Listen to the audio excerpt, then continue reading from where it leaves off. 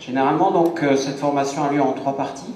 On a un temps quand même assez limité, puisque généralement, ça peut prendre entre 3 heures et une journée complète pour organiser cette formation. Donc, je vais vous donner un aperçu assez général des éléments principaux. Mais en attendant, donc, il y a la préparation au salon.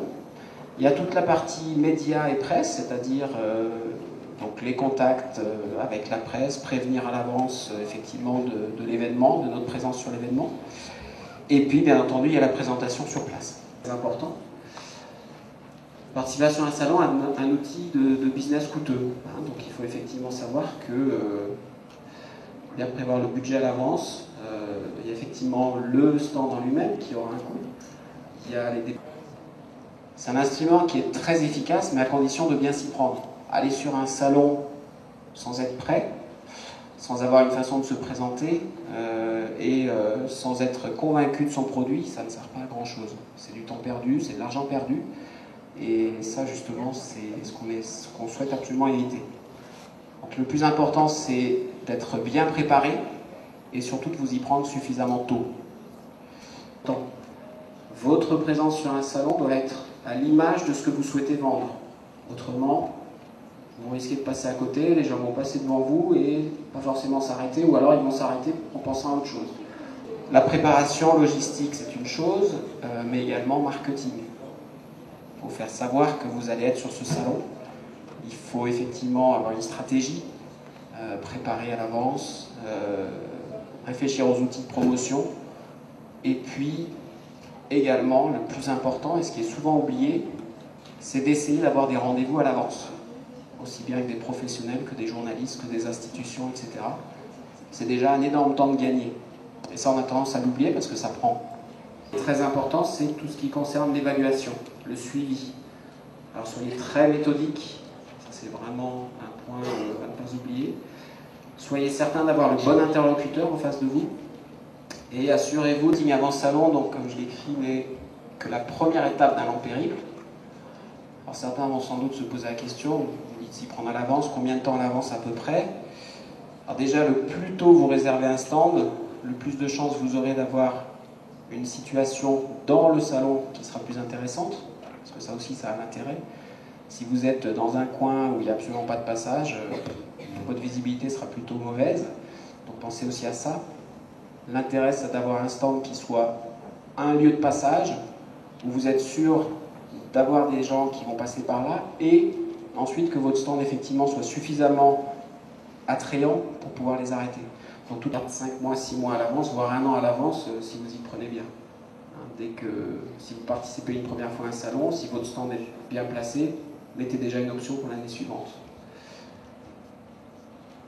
L'idée ensuite, c'est effectivement essayer de relancer ses contacts, essayer d'avoir des nouveaux rendez-vous si possible, et puis commencer vraiment à préparer l'aspect logistique par rapport au stand en lui-même. Si votre présence est annoncée à l'avance, si vous avez pu à travers une conférence de presse, à travers des articles dans des revues un peu spécialisées, faire parler un petit peu de vous, c'est bien, parce qu'au moins vous aurez plus de chances d'avoir des gens qui vont vous rendre visite. Ce qui est aussi à garder en tête, c'est pourquoi pas de créer des événements spécifiques, qui vont faire que le public va venir vers votre stand plutôt qu'un autre stand. Donc annoncez-le à l'avance. La presse est un trait, on va dire un peu tous azimuts. Il y a aussi tous les journalistes spécialisés dans le tourisme. Alors selon les pays, on peut trouver facilement des listes. Il y a des associations de journalistes du tourisme en France, la JT, dans d'autres pays c'est la même chose. Ça me fait rebondir sur une question de listing. Je m'attendais un peu à cette question juste avant par rapport à la préparation du salon. Quand vous essayez effectivement de contacter des professionnels, par exemple en France, il y a ce qu'on appelle l'annuaire du tourisme, qui est un livre qui fait à peu près 1000 pages, dans lequel il y a effectivement l'adresse de tous les tours opérateurs en France, les agences de voyage en France. Il y a également tout ce qui est journalistes qui peuvent intervenir. Ce sont des outils sous forme d'éductour ou de voyage de presse dans votre pays. Donc ça peut être à la fois prévu à l'avance, ça peut être aussi pendant que vous êtes sur le salon, quand vous rencontrez des journalistes ou quand vous augmentez un petit peu. La coopération avec d'autres intervenants, ça c'est effectivement si vous êtes une région par exemple, ou si vous êtes un tour opérateur, assurez-vous que tous les intervenants dans l'Eductour ou le voyage de presse que vous allez organiser travaillent effectivement sous cette même méthode, avec la même recherche de qualité, de professionnalisme. Donc ça demande effectivement toujours évaluer, que ce soit par rapport à la préparation, par rapport à la presse, par rapport à la dernière partie qu'on va évoquer après, votre participation même au salon, à vous d'évaluer en permanence ce que vous avez fait. L'idée, c'est effectivement de vous assurer que votre travail a été bien fait et que ça puisse vous servir surtout de leçon éventuellement pour les prochaines participations. Donc quels sont les résultats, directs, indirects? Est-ce qu'on a atteint nos objectifs? On est venu sur un salon pour une raison précise, ou on a préparé un salon dans une certaine manière. Est-ce qu'on a atteint nos objectifs avant d'y aller?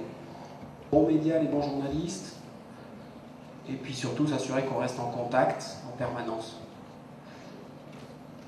Voilà. Par rapport à la partie, sans doute vous êtes aussi là pour leur rendre visite. Qu'est-ce qui est important dans un stand? Est-ce que c'est la décoration en elle-même ou est-ce que c'est les personnes qui sont là pour le cas donc sur les grands salons internationaux? Par exemple, Madagascar a un stand avec à l'intérieur des réceptifs, des hôteliers, des offices régionaux du tourisme, etc. Donc là, si en vigueur dans le salon, à vous de vous assurer que l'office du tourisme vous a communiqué toutes les informations pour préparer votre stand, ne pas amener des choses dont vous n'auriez pas besoin ou qui seraient mal vues par le reste des participants, percuteurs. Il ne faut pas non plus passer trop de temps avec quelqu'un. Évitez effectivement les visites d'amis, personnels, etc. sur votre stand. Donnez leur rendez-vous plutôt le soir. C'est du bon sens, ça fait toujours plaisir. Votre écharpe, elle vient d'où, madame? Et voilà. Et puis il y a le regard qui est important. Assurez-vous bien que les gens vous regardent. Vous avez souvent, il y a des télés ou des ordinateurs sur votre comptoir. Puis les gens, ils arrivent, ils regardent un petit peu les... je devrais le faire dans l'ordinateur. Ils regardent un petit peu l'ordinateur, c'est joli. Et ils vous regardent surtout pas. Puis ils continuent.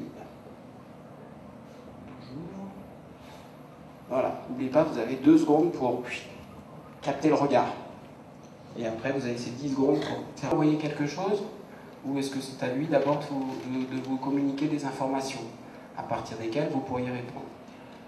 Gardez bien entendu toutes ces informations et suivez rapidement. Du stand de Madagascar ITB Berlin pendant de 80 à 87, vous avez mentionné, vous avez oublié quoi, le problème de la langue du pays où se tient le salon. Merci pour... oui, tout à fait. Très important, effectivement, la question de la langue. Avant d'aller sur un salon, ça fait aussi partie de votre stratégie, assurez-vous, d'une part, que, bien entendu, ce marché, donc si on parle de ITB en Allemagne, que ce marché soit un marché cible pour vous, un pays cible, mais assurez-vous aussi, effectivement, d'avoir une personne qui parle allemand sur le stand. Alors, ITB, la partie professionnelle, vous allez avoir, c'est vraiment un salon international, très européen, donc vous allez avoir aussi bien des Allemands que des Français, que des Anglais, que des Polonais qui vont venir là. Donc là, c'est au moins bien déjà de parler couramment l'anglais. Il est certain que si on y va en parlant uniquement français, on perd son temps. Ça, c'est une certitude aussi. Alors, il y en a qui vont me dire, ben oui, mais on peut très bien avoir un traducteur. Non, je suis désolé, ça ne fait pas toujours l'affaire. Ça peut être une solution, mais un traducteur qui va venir avec vous n'est pas forcément de votre entreprise, il ne connaît pas forcément votre philosophie, il ne sera pas forcément le représentant de votre image. Donc, ça peut fonctionner, mais ce n'est pas l'idéal du tout.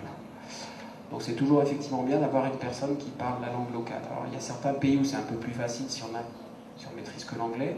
Je pense à la Scandinavie, entre autres. Les salons en Scandinavie, ça se passe très bien en anglais. Mais en attendant, quand vous êtes sur un salon individuel, là vous allez être avec des gens qui parlent essentiellement la langue du pays.